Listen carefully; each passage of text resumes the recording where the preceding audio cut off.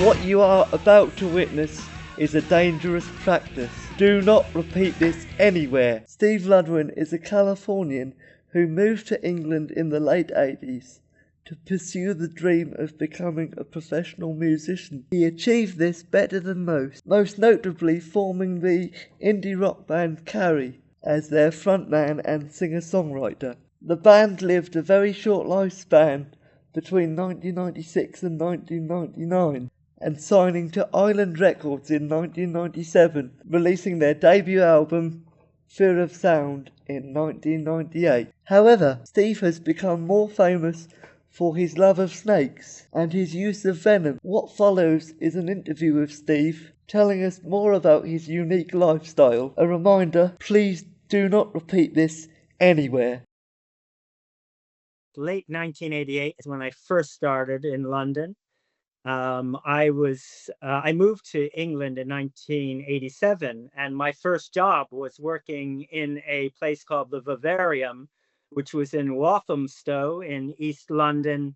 And it was a place that, I was working with venomous snakes and spiders and scorpions and stuff. So I was like a kid in a candy store, and I started taking snakes home, and that's when I started injecting myself with venom. Why?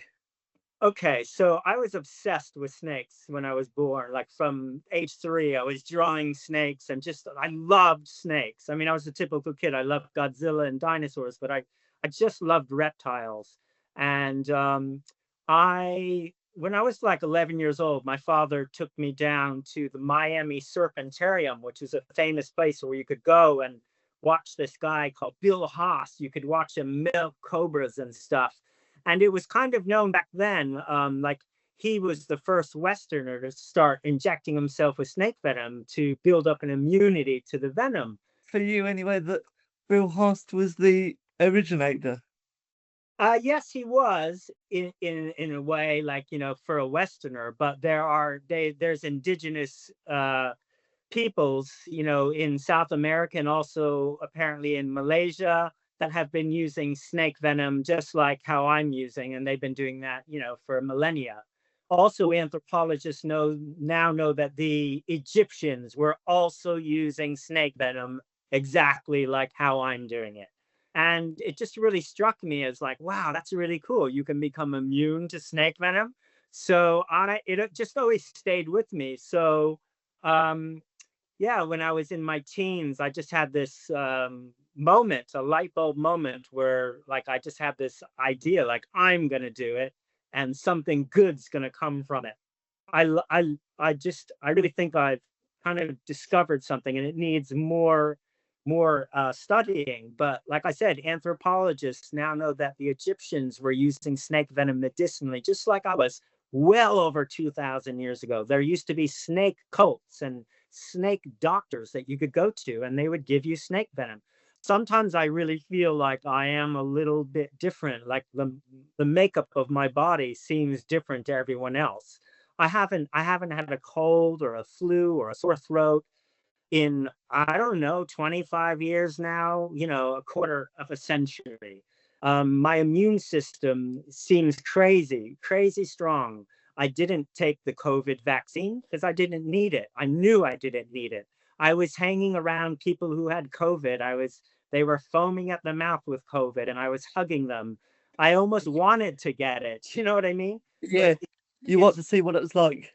it is very dangerous, obviously, as well. It hasn't been all smooth sailing for me. I've had many accidents. I had, some overdoses where I put too much into me, and I ended up in the hospital. And they were talking about cutting my arm off because my arm turned black and was so swollen and stuff. It's excruciating pain when you get bit by a snake. I've been bitten 3 times now, and it still scares me because the pain, I'm not immune to the pain or the swelling. I'm just kind of immune to the death. But you wouldn't wish it upon your worst enemy. Being bitten by a venomous animal is it's psychological warfare on your head. You're like, it's in you. You can't get it out. You can't, it's an urban myth. You can't suck venom out. You can't get it out. It's in. So once it's in, it's a terrible, terrible roller coaster ride of, am I gonna die? I'm having difficulties breathing. You know, your whole body can, spasm. It's terrible. I went on live TV at, like, had to be there like 7:30 in the morning, and I was injecting snake venom in front of Philip Schofield and Holly Willebrough is her name. Yeah, Willoughby. Yes. Yeah, that was a long time ago. That was a really funny day though, because it was so dangerous what I was doing. Like they gave me a little plastic box to put these venomous snakes on that was all flimsy, and it was on my lap. So that was a very scary interview. Um, but yeah, since then I've done press, all over the world. I've done press on Russia TV and China, Japan, India, everywhere, South America. I've just done so much press. People really, took interest in my story. And by doing a documentary, I did a documentary with Vice, probably, I don't know, about 12 years ago, called "Getting High Injecting Snake Venom," which was which is one of their biggest films. Oh, I've seen it. From doing that, I kind of feel like I'm the Beavis and Butthead of the science world. Like, I've had a lot of scientists tell me, what I'm doing is, amazing. They think that, they say you're a proper scientist because you're doing these experiments on yourself. That is science. And now that I've been, peer reviewed and been studied, it makes everything that I did seem worthwhile. Because when I started, I really didn't know what I was doing, and I didn't know where it was going to lead me. Um, so yeah, I wouldn't recommend anyone do it. It's not fun. One thing that I could stress as well, it's not like a drug. There's no good feeling from it. It's extreme pain. It feels like you're putting battery acid into your bloodstream. That's what it feels like. It's not pleasurable. There's no sort of high from it. Anywhere from 120 to 170, 175,000 people a year die from snake bite. But that's not counting the 500,000 or so that survive it but are maimed. A lot of snake venoms, they destroy red blood cells. So you can lose your arm, and where you can lose your leg.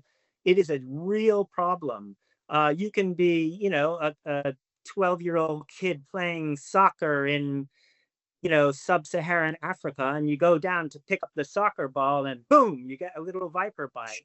And Yeah. I wouldn't advocate for anybody to do what I do, because it is extremely dangerous and it's uncharted territory.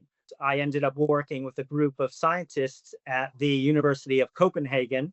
For like 5 years, I was flying back and forth every 2 months, and they were draining me of my blood. And I had a bone marrow operation. And the idea was that they were going to extract the antibodies that I had built up, using snake venom for over 35 years now. And they wanted to use the antibodies from my blood to develop a new antivenom derived from human blood from the first time. Because the public is not really aware, but if you get bit by a venomous snake, you go to the hospital and they give you the antivenom. But the public isn't aware that antivenom, what it is, it's horse's blood. There's farms around the world where they inject horses with snake venom, small amounts, just like I'm doing to myself. And the horses, they feel it, they get a bit sick, but then they recover, and then they do it again. And then they just build up antibodies. So they extract the antibodies from the horse and they put it into your body, and that's what saves your life. But people have died from the antivenom because you can go into anaphylactic shock, because horse's blood is not the same as human's blood. So that's where I come in, and hopefully, this will happen in the future, and we will no longer need to use horses, and it'll be safer for humans. Venom is very important in science.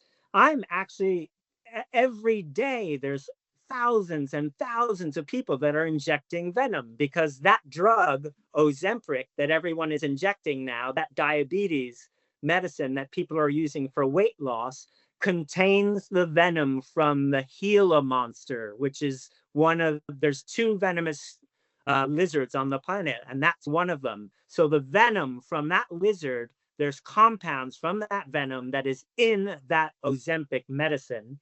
And so people technically are injecting venom. Venom is used in stroke medicines and in heart, for heart attacks, and it's being studied, at the moment. I So suppose they are, but they're not injecting themselves neatly in the same way you are. When I describe you to people, I say he's not human. my girlfriend says the same. Yeah.